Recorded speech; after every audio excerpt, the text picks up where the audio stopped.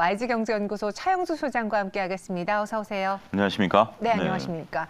사실 지난주 저는 개인적으로 너무 시장에 재미가 없었어서 이번 주는 좀 달라졌으면 좋겠다라는 마음가짐을 갖고 있었는데 지금까지 분위기는 똑같네요. 어떻게 보면 이번 주 때문에 지난주가 안 좋았었고 그 흐름이 이번 주까지 이어질 수밖에 없다라고 말씀드릴 수가 있겠죠. 이번 주 이제 CPI가 나오고 우리나라 시간으로 목요일 날 새벽에 미국의 이제 FOMC 금리 결정이 내려지죠. 이제 금리야 뭐 50bp 하는 거에 대해서 이미 다 알려진 거 아니야라고 하시는 분들도 있긴 하겠습니다만 정작 중요한 포인트는 50bp 금리 인상이 아니라 내년도 연준의 가이던스가 나온다라는 점이죠. 그 점이 굉장히 중요합니다. 이게 왜 그러냐면 연준이 지금 이제 여러분들 중에 오해하고 있는 게 야, 연준이 50bp 할 거야, 25bp 할 거야, 75bp 할 거야 막 여러 얘기들이 나오고 있고 이런 것들이 시장에서 마치 확정된 것처럼 얘기들이 들리고 있는데 이건 다 소음입니다. 우리가 팩트와 소음을 구분할 수 있어야 되는데 연준은 가이던스를 제시를 했고 특이하지 않는 이상 그 가이던스를 지켜왔습니다. 자, 무슨 얘기인 거 아니? 지금 12월 달에 50bp 하는 거 가지고 12월 초에도 뭐 75bp냐 25bp냐 여러 얘기가 있었죠. 연준은 9월 달에 이미 11월, 12월 달에 금리 인상을 올해 125bp를 하겠다라고 밝혔고요. 그런 상태에서 11월 달에 75bp를 했으면 당연히 이건 산수죠. 12월 달에 몇 bp를 해야 되죠?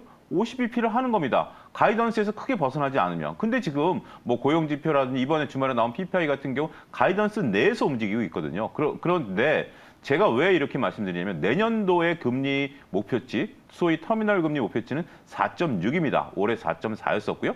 6월 달에 한 차례 바뀌었었죠. 6월 달까지, 올해 6월 달까지 연준의 금리 목표치는 3.5였습니다. 근데 상황이 안 좋다 보니까 4.4로 높였죠. 내년도 아직까지 4.6인데 이게 과연 변할 수 있느냐가 관건이 되는 거예요. 자, 정리해드리면 50bp 했다라고 해서 시장이 안도하는 게 아니라 내년에 가이던스가 4.6에서 어떻게 변하느냐 이게 핵심 요소다라는 것이다라고 말씀드릴 수가 있겠고 그러한 내용이 밝혀지기 전까지는 어느 누구도 지금 나서서 주식을 사기는 어렵죠. 그렇기 때문에 지금과 같은 시장 체력 하에서는 상당히 눈치 보기가 진행될 수밖에 없다 이렇게 정리해드릴 수 있겠습니다. 네.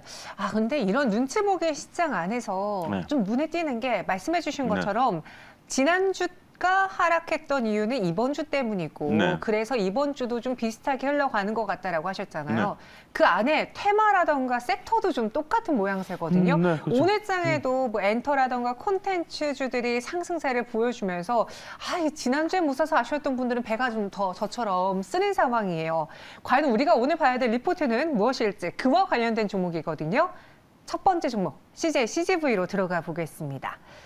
대신증권에서 리포트가 나왔고 제목은 이건 극장에서 봐야 해라는 겁니다. 뭔지 이건 아바타겠죠. 그렇죠. 뭐 단적인 예로 아바타를 극장에서 보는 거와 휴대폰으로 보는 거하고 실내죠. 그렇죠. 이제 그 휴대폰으로 본다라는 것은 그냥 내용을 보는 거지. 정말 아바타의 그 영상, 그 그래픽 이것을 보기 위해서는 정말 몰입도라든지 이런 거는 뭐 진짜 여러분들이 제가 길게 얘기 안 해도 아실 것으로 보여집니다.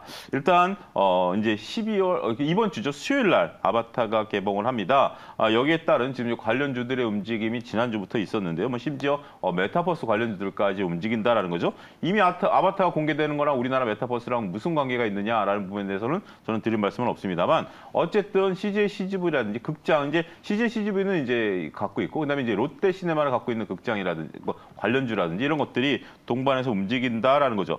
전체적으로 봤을 때 지금 현재 지난 금요일 기준으로 봤을 때 이미 CJ CGV 같은 경우 5일치가 전석이 매진이 됐습니다. 그렇기 때문에 지금 정연 아나운서도 보실 계획이 있죠. 언제인지 모르지만 꼭 봐야 된다라는 어떤 그 리스트에 들어가 있겠죠. 그러다 보니까 뭐 배급사라든지 뭐 이런 쪽들에 대한 수익도 있습니다만 영화관은 사람들이 들어오면 수익이 나는 거 아니겠습니까? 그것도 있죠. 물론 이제 뭐 공급받는 데서 수익이 나는 것도 있습니다만 그 부분이 현재 부각이 되고 있다라고 말씀드릴 수가 있겠습니다. 네, CJ CGV 오늘장 2.18% 상승하고 있고 사실 지난주에 굉장히 저희가 많이 거론했던 영화관주인데 그간 이 영화관이 사양 산업이 될 수 있다라고 말한 이유 중에 하나가 넷플릭스, 디즈니 플러스, 애플 뭐 엄청 많잖아요. 볼 수 있는 게. 저도 개인적으로 엄청 영화광이어서 예전에는 한 달에 한 번 무조건 영화를 봤는데 지금 뭐 분기에 한 번 혹은 대작이 나올 때 보고 나머지는 다 넷플릭스를 통해 보거든요. 네. 이 OTT들의 발전이 이 영화 관주에 좀 큰 타격을 주지 않습니까? 당연히 타격이 있죠. 그 부분에 대해서는 무시할 수 없습니다. 네. 그 부분이라는 게 이제 홀드백이라는 건데 일단 모든 이제 이런 대작 같은 게 우리가 이제 뭐 우영우라든지 이건 이제 드라마용이지만 대작용은 일단 극장에 걸었다가 빨리 내려서 그런 식으로 OTT 쪽으로 유통을 시킨다라는 거죠. 이거는 하나의 전략입니다. 근데 여기에 영화관을 하는 주인 입장에서 본다면 가만히 있는 건 아니죠.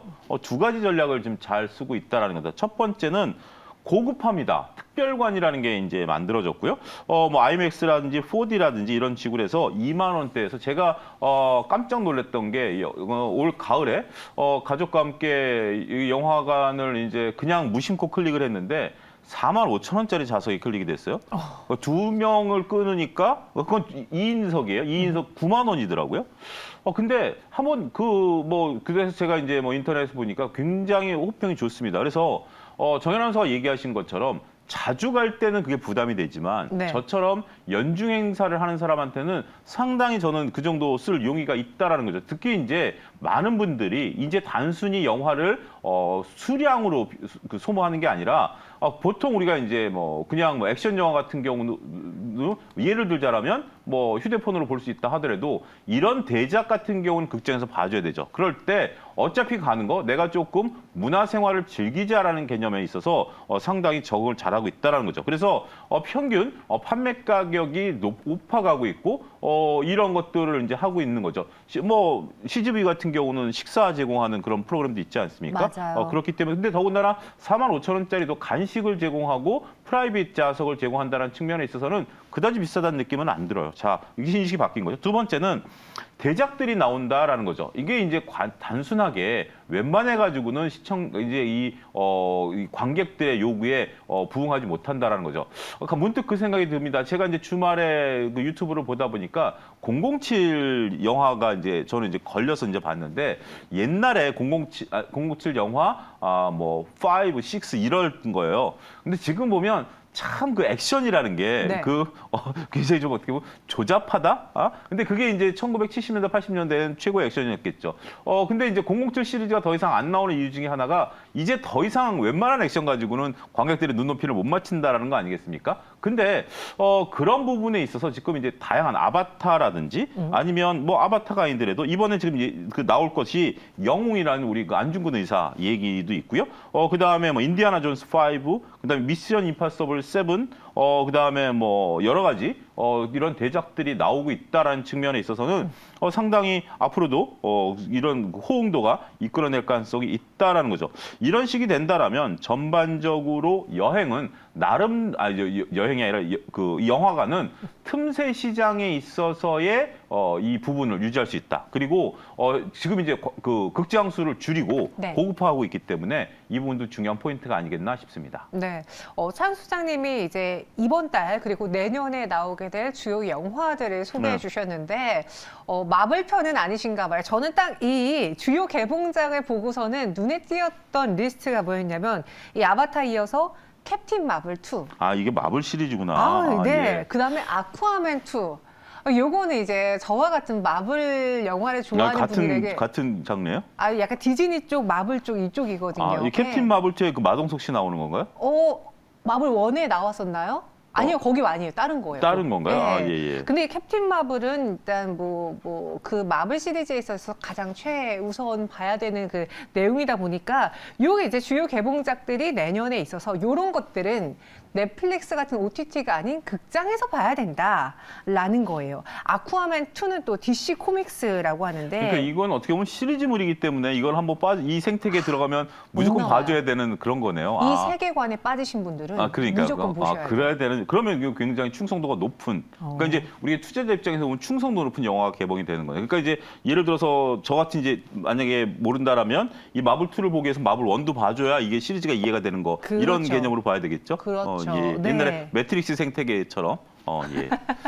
매트릭스도 안 봤다라는 다 참. 예시가 과거로 돌아가는 007 매트릭스. 자, 그럼 투자 포인트로 CJ CGV 뭘 봐야 될까요?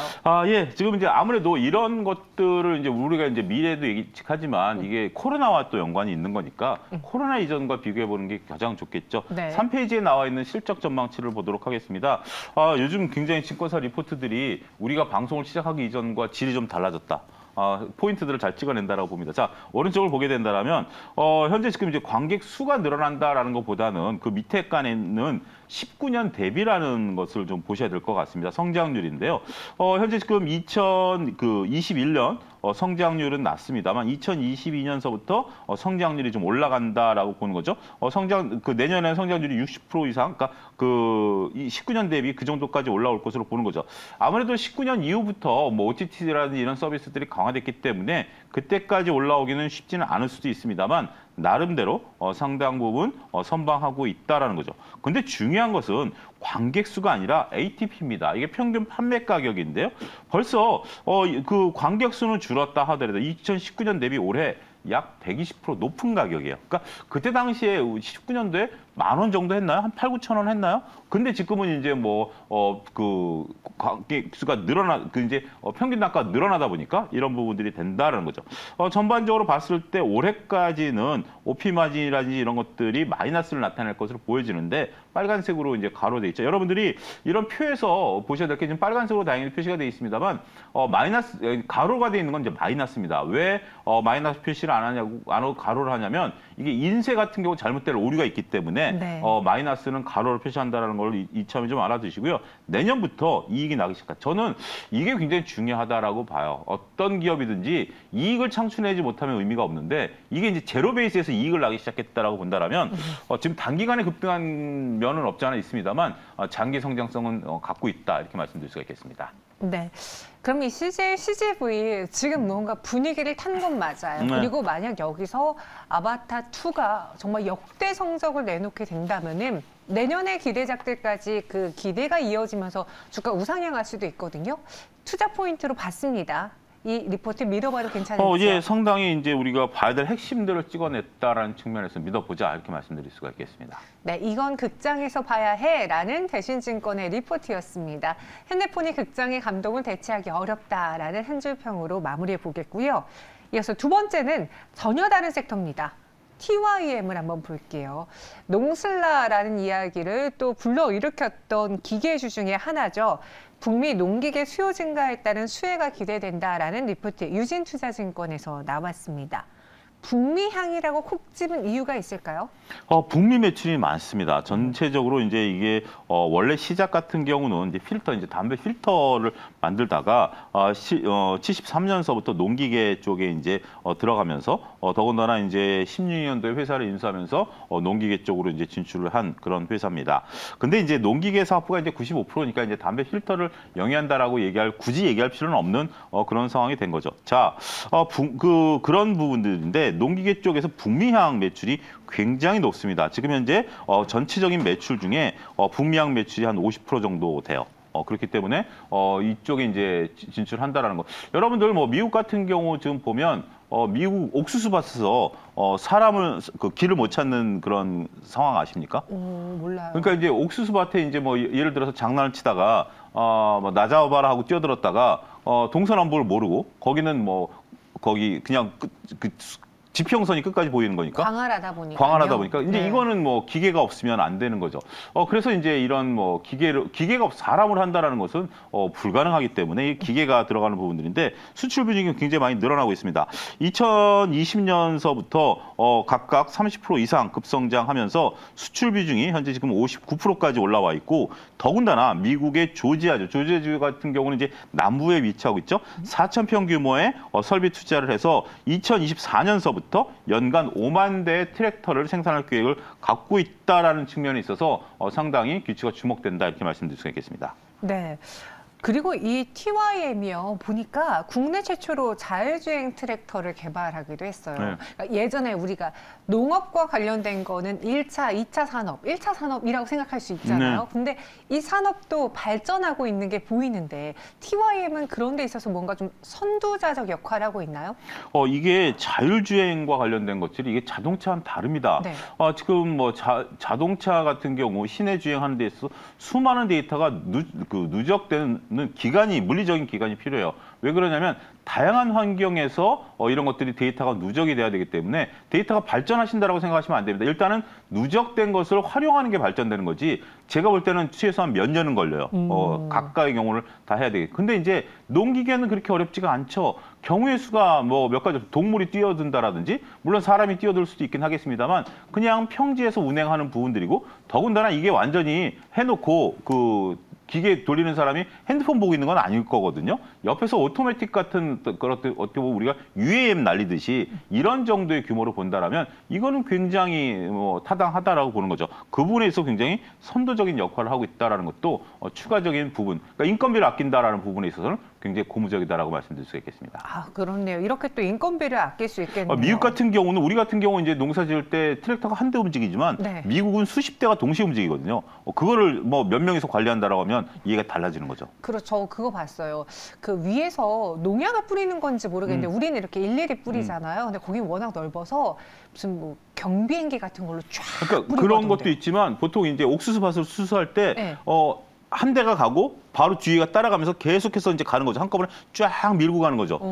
그래서 제가 이게 수십 대가 한꺼번에 움직이는 거죠. 그거를 그러니까 한 사람 한 사람 움직이는 게 아니라 그걸 한 두세 명이 앉아가지고 뒤에 앉아가지고 높은 데 올라가서 그걸 조종을 하는 거죠.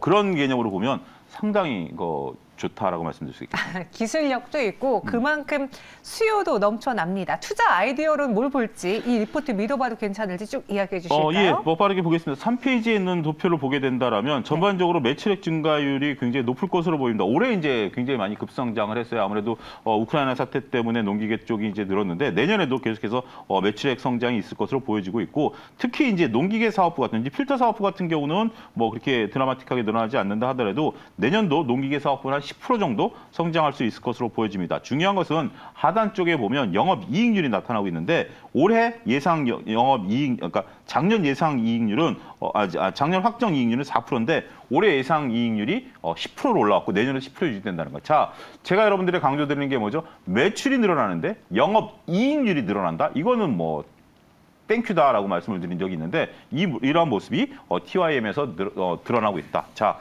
그렇다면 우리가 올해 이제 이슈가 되긴 했었습니다만 추적 관찰을 계속 해볼 필요는 있다. 이렇게 리포트 믿어보자 말씀드리겠습니다. 네, 이 TYM에 대한 유진투자증권의 리포트 믿어보겠습니다. 차영수 수장이 제시한 한 줄 평으로는요, 성장성이 기대되는 농기계, 특히나 러우 전쟁으로 인해서 농업에 대한 관심도가 극화됐고 북미 농기계 수요 증가로 TYM의 수혜를 한번 계속해서 추적 관찰해 보시기 바라겠습니다. 네, 이렇게 두 가지 리포트 챙겨봤고요. 수장님 여기서 인사드릴게요. 설명 고맙습니다. 감사합니다.